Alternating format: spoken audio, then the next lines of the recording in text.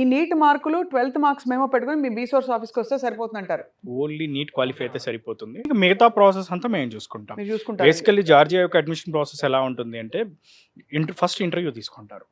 Interview అయిన తర్వాత interview అనేది ఇక ఇంగ్లీష్ ఎలా మాట్లాడుతున్నారు, ఏంటి, ఏం చేద్దాం అనుకుంటున్నారు అక్కడికి వచ్చిన తర్వాత అన్నదాన్ని మొత్తం వాళ్ళు వెరిఫై చేసుకున్న తర్వాత ఆఫర్ లెటర్ ఇష్యూ చేస్తారు.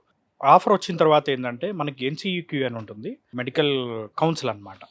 సో మన జార్జియా యొక్క ఒరిజినల్ ప్రాసెస్ ఏంటి అంటే ఎంట్రీ టైంలో జార్జియా యొక్క మెడికల్ కౌన్సిల్లో రిజిస్టర్ అవుతారు, ఎగ్జిట్ టైంలో కూడా రిజిస్టర్ చేసుకుంటారు.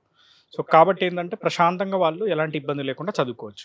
సో ఇక్కడ ఎంట్రీ టైంలో ఏ రిజిస్ట్రేషన్ అయిపోయిన తర్వాత ఎన్సీయూకి డాక్యుమెంట్ వస్తుంది. దాని తర్వాత మిగతా డాక్యుమెంట్స్ అన్ని కూడా అటాచ్ చేసి వీసా ప్రాసెస్ అనేది చేయడం జరుగుతుంది. రైట్. అంటే కోర్స్ ఇది వీసా ప్రాసెస్ ప్లస్ ఎంట్రన్స్ మొత్తం అంతా అయిపోయింది, ఎంట్రీ అయిపోయింది అనుకుందాం.